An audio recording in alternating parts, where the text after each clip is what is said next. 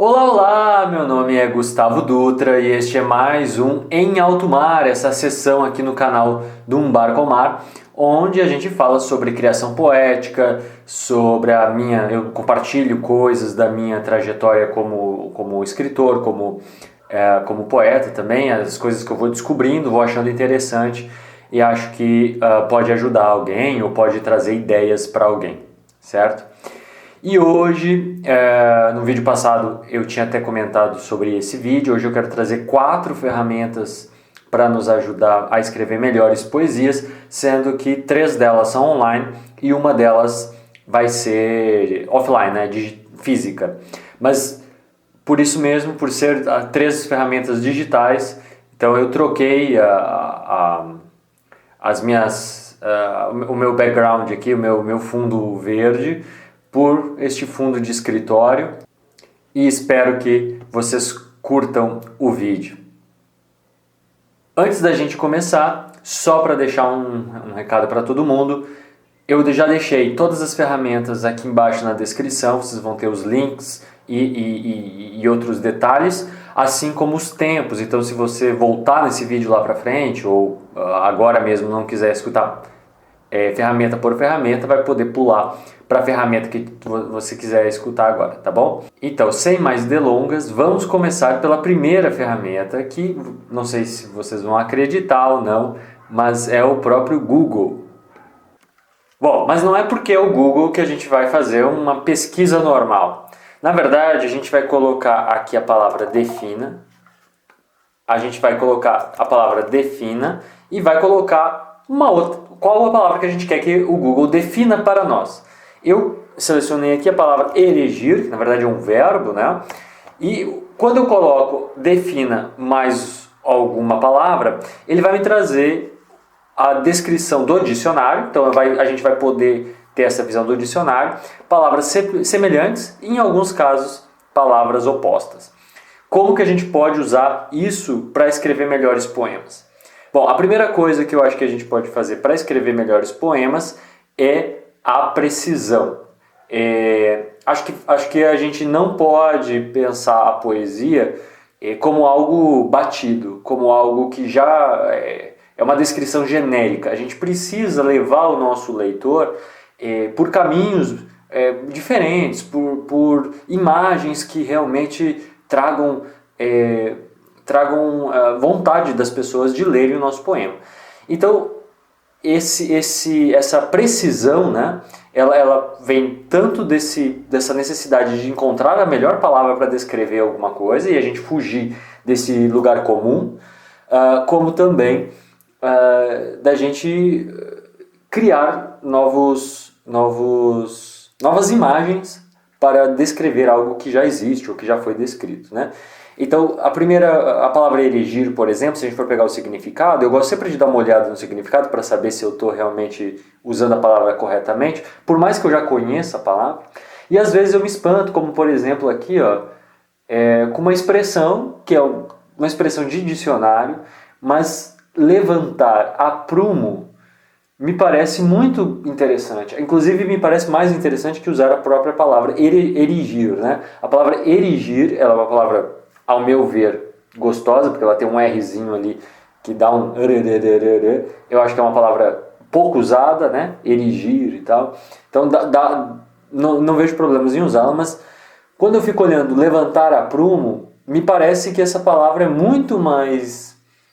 como eu vou dizer assim, muito mais imagética, tem uma força de imagem muito mais forte, né? Então levantar a prumo me parece que descreve melhor algumas coisas. Claro, aqui a gente tá usando o sentido literal da palavra, que é erguer arquitetonicamente, construir, levantar, né? Mas é interessante que aí, dentro dos significados, possam vir outras expressões, outras ideias, outras coisas que vocês podem utilizar no poema. Dentro da tabelinha de semelhantes, acho legal também, a gente tem vários que aqui são quase substantivos, são quase sinônimos, aliás. São quase sinônimos, mas não necessariamente são sinônimos. se a gente for em alçar, por exemplo, clicar aqui na palavra alçar, ele já nos abre aqui. Veja que ali a gente estava falando em erigir de construção de levantar a prumo, construção arquitetônica, né? Alçar já tem várias conotações, como fazer louvação, também tem a parte de fazer uma construção, edificar, tornar mais forte, intenso, né? Tornar-se mais alto. E aí tem até algumas outras coisas aqui, que é fugir para o mato, né? Quando o gado foge para o mato, tornando-se bravio. Então, no Brasil, para falar de gado é coisa do Brasil mesmo, né? Mas enfim, aqui nós temos então, nessa opção aqui, semelhantes e opostas. E aí a gente pode utilizar essa lista de semelhantes para algumas coisas, como por exemplo, encontrar sinônimos para não se repetir. Às vezes pode ser encontrar verbos que sejam mais precisos, né, como a gente comentou antes, ou também a gente encontrar rimas, né, verbos que talvez a gente consiga rimar melhor e que caibam dentro de uma métrica. Então, por exemplo, alçar tem 2 verbos, mas erigir são... alçar tem 2 sílabas, né, alçar, e erigir tem 3, né. Aqui suspender tem 3, erguer tem 3, levantar, enfim, está girando entre 2 e 3 sílabas aqui. Mas dependendo do caso, pode ter uma sílaba, pode ter 5 sílabas, e aí vocês podem utilizar isso dentro do poema, jogando para encontrar a métrica mais adequada para vocês ali, para os versos, caso os versos sejam metrificados, né?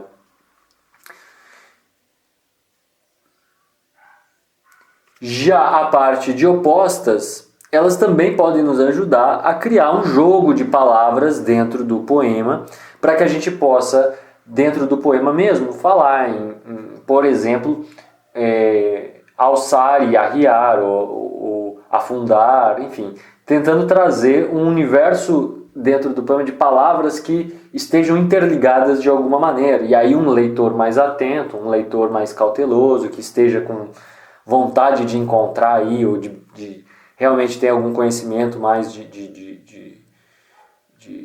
português, gosta, né, de investigar os poemas, vai encontrar essas brincadeiras que a gente pode fazer dentro do poema e que podem atrair o gosto dos leitores aí. Então, do Google, ferramentinha do Defina pode ajudar a gente a escrever melhor os poemas.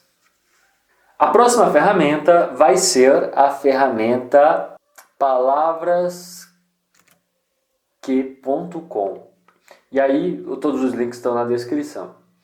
O que é essa palavras que? Ela permite que a gente pesquise palavras que começam com determinado pedaço, palavras que acabam em determinado pedaço, palavras que tenham determinadas letras, que não tenham determinadas letras, e palavras que tenham a cadeia de letras ou que não tenham a cadeia de letras, tá?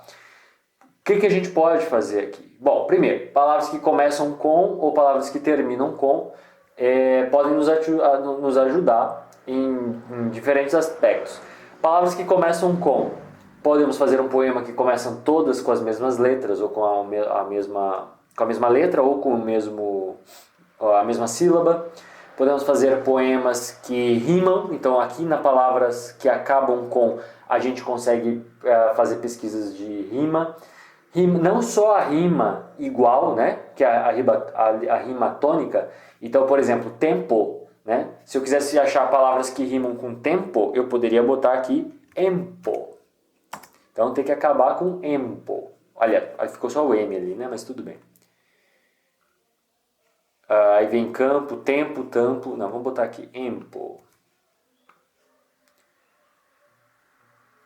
Então, palavras que rimam com tempo perfeitamente. Tempo, a tempo, destempo. Tudo tem tempo, né? Tempo é uma palavra que praticamente não tem rima. Porém, a gente sabe que tempo pode rimar com vento. Então, eu posso botar aqui ento. Por quê? Não só tempo, vento, rima, e para mim tá ok fazer essa rima consoante. Se você não está em dúvida, pode olhar o último vídeo que eu lancei falando sobre rimas que vai ter essa diferença, rimas toantes e rimas consoantes. Então, tempo, bento, cento e lento, acento. E aqui vocês podem ver que eles estão separando pelo número de letras. Uma dica, então, para quem escreve versos rimados é filtrar aqui, ó, pelo número de sílabas. Porque aí vocês já sabem mais ou menos quantas sílabas precisa, ou quer uma palavra menor, uma palavra maior, e aqui ele separa pelo número de sílabas. Não é o número de sílabas poéticas, mas já ajuda bastante a gente a ter uma palavra maior, uma palavra menor, porque pra gente o número de letras não importa, o que importa é a quantidade de sílabas, né? O tamanho se mede em sílabas e não em letras. Aqui tem bastante opção, bastante palavra, vocês podem depois inclusive usar o Google Defina para cada uma dessas aqui, para descobrir o que é um bernento, para descobrir o que é um bacento, para descobrir o que é um bulhento, um broquento, enfim, todas essas palavras. Palavras que tenham as letras ou que não tenham as letras, aqui a gente pode fazer... por exemplo, aliterações, né? Aqui eu acho que as grandes questões aqui são as aliterações. Palavras que não tenham as letras eu não sei muito um uso bom para elas. Mas palavras que tenham as letras, a gente quer palavras, por exemplo, que a gente está flertando entre... A gente tem um verso com aliteração. Então a gente tem tem um poema meu que eu falo em átrios atávicos ao corpo, algo assim. Então, átrios atávicos, a gente tem AT, né? Atávicos, átrios, então eu botaria aqui ATR, por exemplo, né? E aí vai vir um monte de palavras, muitas palavras não vão ser úteis, mas a gente pode se ajudar, pode se inspirar aqui e encontrar. Então, átrios abertos, aberta, abricô, abrótia, não sei o que quer dizer, abrupto, absorto. Então, palavras que vocês podem brincar com essa parte rítmica de aliterações, que é essa repetição de um mesmo som. Então, o rato roeu a roupa do rei de Roma, por exemplo, né? Então, o fonema né? Rato roeu o rei de Roma. Então, a gente pode, por exemplo, aqui procurar palavras que tenham esse viés. Então, vamos aumentar o tamanho aqui. E palavras que tenham a cadeia ou que não tenham a cadeia também podem nos ajudar para aliterações, ou realmente que a gente queira encontrar palavras, uma aliteração um pouco mais rebuscada. Por exemplo, uma palavra que eu quero um do, ou por exemplo, um lhe, né?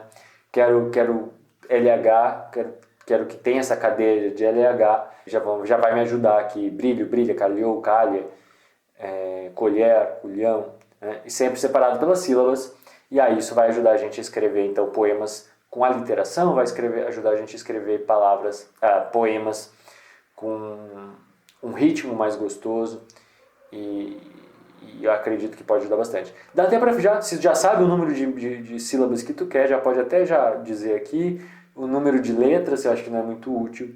E aí tem uma questão de dicionário, ele tem alguns dicionários aqui, tem dicionário de nome, palavras com 5 vogais, enfim.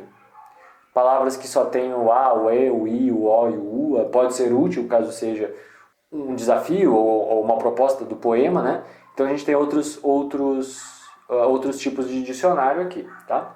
Então, esse é o Palavras Que.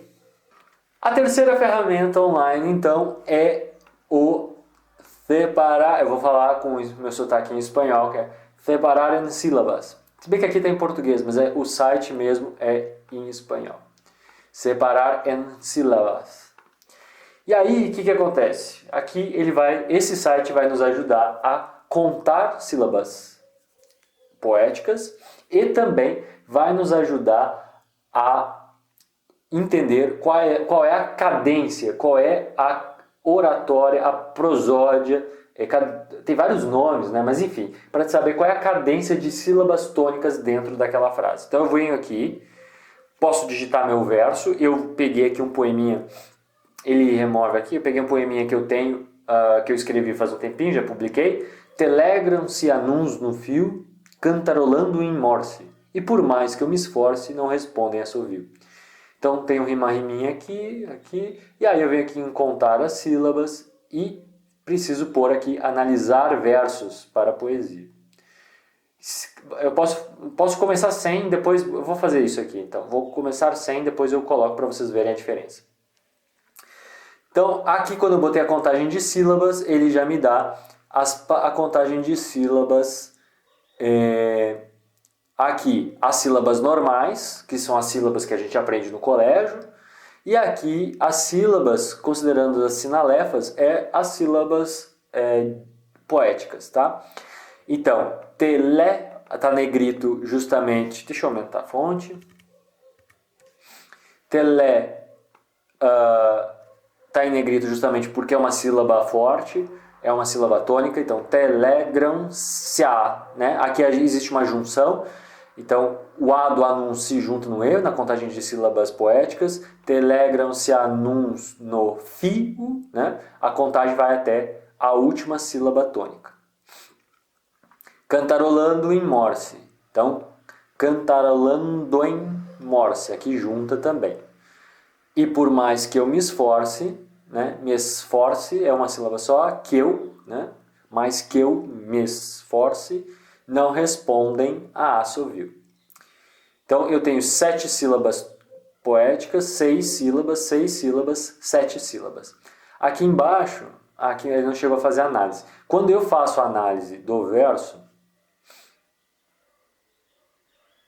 ele também passa, além de me dar o número de sílabas, ele também te diz qual que é a entonação rítmica. Eu vou me aumentar aqui um pouquinho. E diz qual é a rima. Então eu sei, por exemplo, aqui, que nesse caso aqui, eu tenho o ritmo 2, 5 e 7, ou seja, a segunda sílaba, a quinta sílaba e a sétima sílaba são sílabas tônicas. Aqui no caso de cantarolando em morse, são só 2 sílabas tônicas, que é no 4, lan, e morse, né, que é uma sílaba tônica. Em alguns casos, né, por exemplo, a gente sabe que existem alguns poemas, principalmente os poemas latinos, escritos lá na antiguidade, que seguiam não só a métrica, mas seguiam também um esquema rítmico. Ou seja, esse esquema rítmico aqui era igual em todos os versos. Tanto é que, se vocês olharem aqui embaixo, tem alguns nomes, ao longo do tempo foram se dando nomes às frequências que foram mais encontradas nesses estudos de poemas mais antigos. Tá? Então, um verso ferecrácio, ou ferecracio, ou um verso crético, tem esse esquema rítmico aqui, e a coincidência é de 95%. Aí eu acho que já é demais, eu não chego a tanto, mas para de repente alguém que está estudando uma poesia antiga, que está lendo um livro de poesia grega, de poesia latina, essa ferramenta pode ajudar bastante. Tá? Ou está traduzindo, né? Quem está traduzindo um poema pode se beneficiar, pelo menos assim, a grosso modo. A gente sabe que nunca dá para confiar 100% nas ferramentas, a gente precisa ter uma verificação humana ali, uma revisão humana, então, mas já ajuda bastante, né? Essa ferramenta já ajuda bastante. Então, cadência de sílabas tônicas e também contagem de sílabas poéticas, tá? Não confiem 100%, aprendam a fazer a divisão das sílabas, que é mais fácil, mas caso vocês queiram algo rápido, tirar uma dúvida, pode ajudar bastante essa ferramenta aqui. E por último, a nossa ferramenta offline, nossa ferramenta física, é o dicionário analógico da língua portuguesa. Eu vou deixar essa edição, todos os dados da edição aqui na descrição embaixo. Mas basicamente isso aqui não é um dicionário qualquer, não é um dicionário que vai me dar significados. Mas ele vai me ajudar a encontrar termos que se relacionam com outro termo. E o legal é que a própria capa tem um exemplo disso. Por exemplo, vamos pegar aqui um exemplo de conhecimento, bem aqui na frente. Ó. Então a gente tem aqui, ó, conhecimento, e aí nós temos palavras periféricas que estão dentro desse contexto de conhecimento. Então a gente vai ter ciência, o que mais que tem aqui? Ciência, descoberta, doutrina, né? A educação, esclarecimento, e todas funcionam da mesma maneira. Então cada palavra tem uma lista de palavras que são encontradas ali, que vocês vão poder se basear. Como que isso pode nos ajudar a escrever melhores poemas? Olha, a gente pode escrever melhores poemas fazendo poemas que utilizem palavras análogas, né? Palavras que estão ali dentro desse mesmo universo semântico. Então, se eu estou fazendo uma analogia, por exemplo, estou fazendo uma analogia, eu tenho um poema onde eu falo de riqueza e eu achei uma palavra chamada que é grunas. Esse poema está no meu livro novo, aliás. Então, se vocês quiserem conhecer meu livro, vai lá no gustavodutra.com e vejam um livro chamado Ao Antropoceno, Brevíssimo Aceno, ou Um Poporri pro Povo Ri. São poemas rimados com métrica. E esse usa a palavra grunas, para quando a gente está falando de pessoas ricas que tem dunas de dinheiro, mas também a gente tem grunas, que é o contrário de uma duna, né? A duna é um montante para cima e a gruna é onde faz as escavações para tirar minério. Então, ele é uma escavação para baixo, é o contrário da duna, e também tem a ver com esse trabalho de enriquecimento, né? Então, eu tenho dunas de dinheiro tirados das grunas. Palavras que estão relacionadas de alguma maneira, mas não é objetivamente relacionadas. Elas são relacionadas porque tem uma questão de relevo, estão relacionadas porque tu tira de um lugar para botar em outro, né? que é como é feita a exploração hoje de riqueza no Brasil. Enfim, todas essas analogias vocês podem se valer, né, desse cara aqui, que inclusive, assim, gente, é muito gostoso pegar um dia e sair lendo só. Sem o compromisso de ter que escrever um poema. Porque tem muitas palavras que vocês podem não só enriquecer o vocabulário de vocês, como também pode achar palavras com sons gostosos, com sons interessantes, e que vocês podem utilizar nos seus poemas para melhorar a rítmica, melhorar a diversidade de palavras, enfim, um monte de coisa legal aí que dá para fazer. Acho que por hoje era isso. É um vídeo um pouco diferente, fora da nossa temática, fora da nossa cenografia normal, mas espero que vocês tenham gostado. Curtam, compartilhem, deixem o like, todas essas artimanhas de redes sociais, e acho que por hoje era isso. Um abraço e até a próxima. Se você gostou do vídeo, inscreva-se no canal.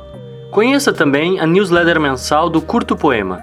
Todo mês, vídeos, entrevistas, matérias interessantes, recomendações de obras e autores e muitos outros conteúdos produzidos ou selecionados por mim. Veja as edições anteriores e inscreva-se através dos links presentes na descrição desse vídeo. Um abraço e até a próxima.